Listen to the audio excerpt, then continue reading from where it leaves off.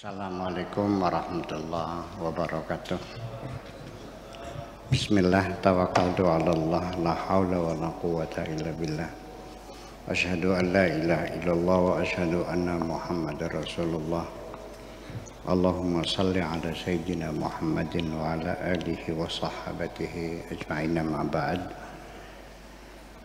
Kita lanjutkan alinea terakhir halaman 258. Bismillahirrahmanirrahim.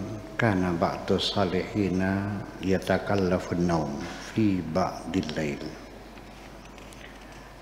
Ada sebagian orang-orang soleh, orang-orang yang baik hati, menghadapi kesulitan untuk tidur. Sering sekali orang yang hatinya baik kok susah tidur ya. Wa yatahayya'u lahu min ghairi hajatin ilaih,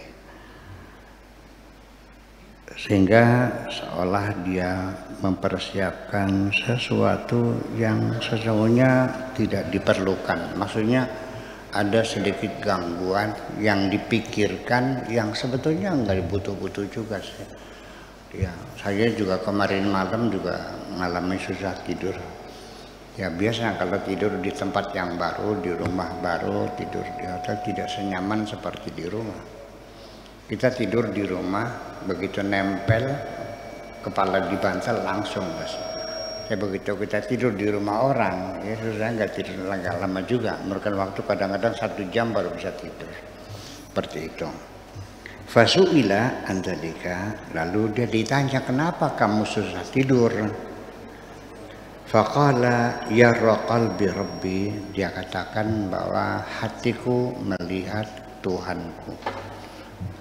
Hatiku melihat Tuhanku. Melihat Tuhan itu bukan dengan basar tetapi dengan basirah, dengan mata hati, bukan dengan mata kepala ini. Sadaqa fi qawlihi, sesuai dengan firman-Nya, di anal manam sadiq, karena tidur yang benar itu wahyun minallah, adalah wahyu dari Allah. Tidur yang benar ya, mimpi yang benar itu artinya sama dengan wahyu dari Allah. Kanat quwwatu ainihi, kekuatan matanya itu mampu melihat lebih transparan itu finomi, ketika beliau dalam keadaan tidur. Jadi mimpi yang benar itu adalah bagian dari wahyu. Ada di beberapa sumber lain seperempatnya wahyu. Jadi mimpi sendiri ya, itu diyakini oleh banyak umat Islam. Mimpi itu punya arti, dan bahkan mimpi itu menjadi salah satu cabang ilmu pengetahuan dalam peradaban kemanusiaan. Dan orang yang pertama kali sebagai peletak batu pertama ilmu takbir mimpi itu adalah Nabi Yusuf alaihi salam. Sampai sekarang ilmu takbir mimpi ini terus bergulir, dan banyak ulama-ulama besar yang menulis tentang takbir mimpi. Termasuk yang paling populer itu Takbir Manam, karangannya Syekh Sirin ya, ulama salihin. Ada Imam As-Sirin, itu tebal bukunya. Saya pernah mencari kitab itu agak susah, tapi alhamdulillah akhirnya saya dapatkan. Nah, takbir mimpi itu dalam kitabnya Ibnu Sirin itu sudah dibuat seperti sistem kamus alfabeta. Umpamanya A dulu, bab anak. Abu dulu ya. Abu apa? Abu gosok, abu dapur, abu ini, abu-abu segala macam. Kemudian topi,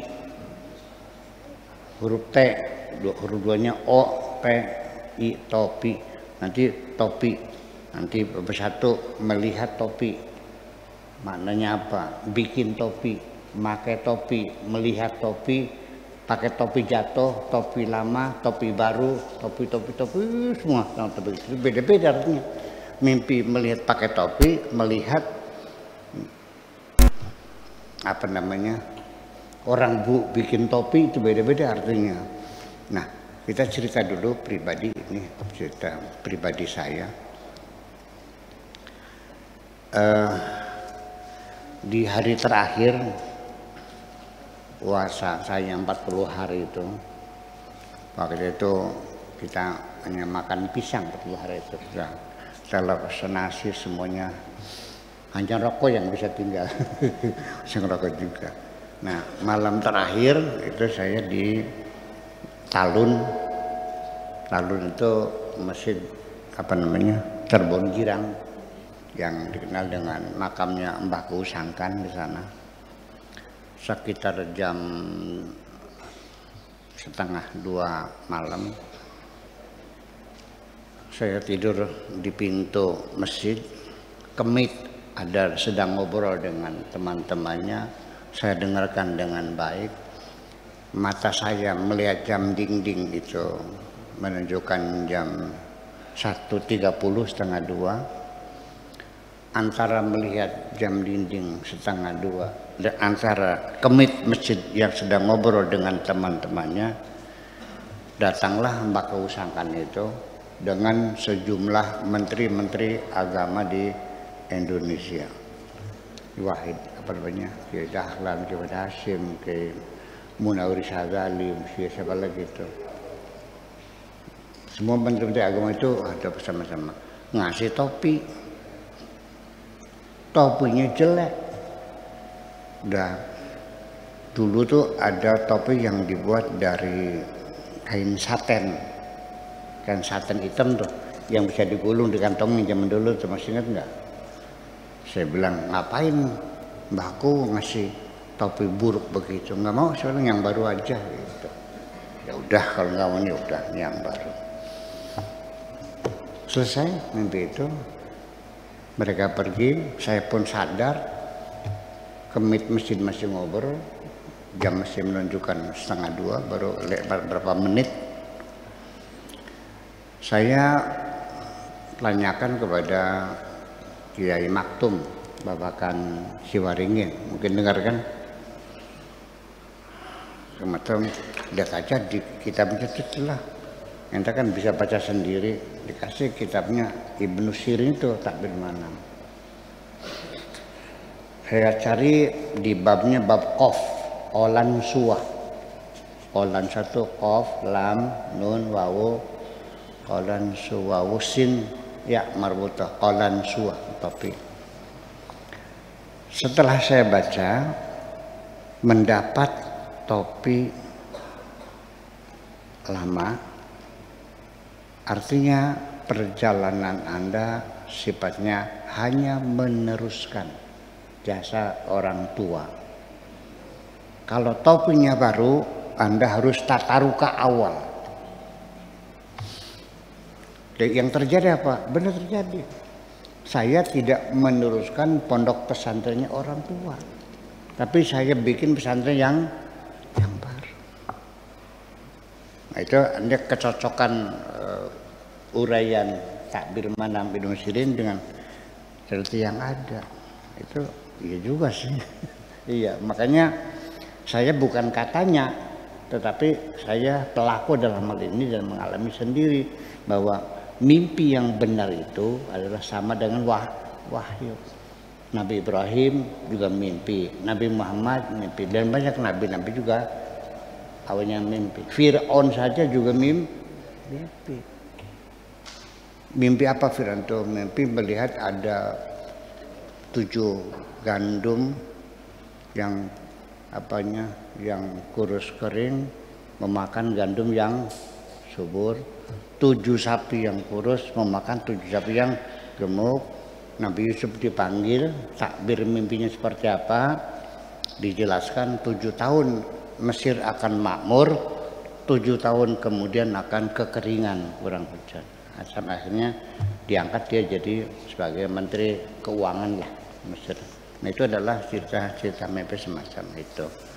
Akan tetapi dalam hal ini saya ingin menjelaskan bahwa pertama, mimpi yang benar itu mimpi di malam hari, bukan mimpi siang. Kalau siang namanya kembang mimpi.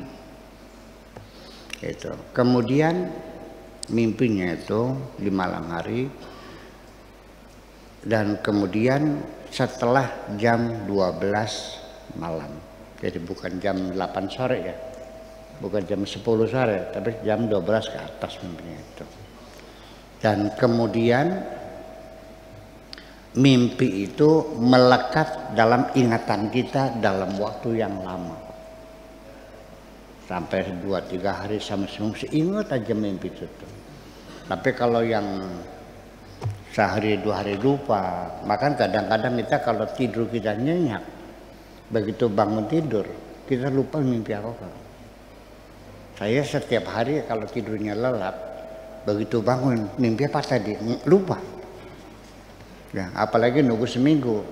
Jadi syaratnya satu di malam hari, yang kedua di atas jam 12, ketiga melekat dalam ingatan kita, dan ketika kita tidur dalam keadaan baik-baik. Ya, sudah selesai sholat, sudah selesai berzikir dalam keadaan hati yang tenang, damai, jangan habis maksiat. Kalau sorenya habis ngelacur, nggak mungkin mimpi kamu bener. Ya minimal habis sholat sunnah dulu kan gitu. Sebelum tidur ya relaksasi dulu, berzikir dulu dalam keadaan damai, itu semacam itu. Cerita mimpi belum selesai. Sudah setengah jam ya. Kita cukupkan segitu aja mimpi saja. Oke deh, makasih. Assalamualaikum warahmatullahi wabarakatuh.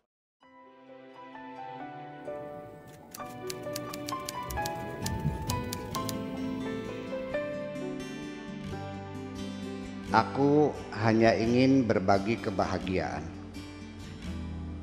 dan tidak menggurui siapapun. Terlalu sulit bagiku untuk menyalahkan siapapun. Akan tetapi apabila ada orang yang ingin mengisi raporku, tentu aku sangat gembira sekali. Dan kujamin aku tidak akan sakit hati sedikit.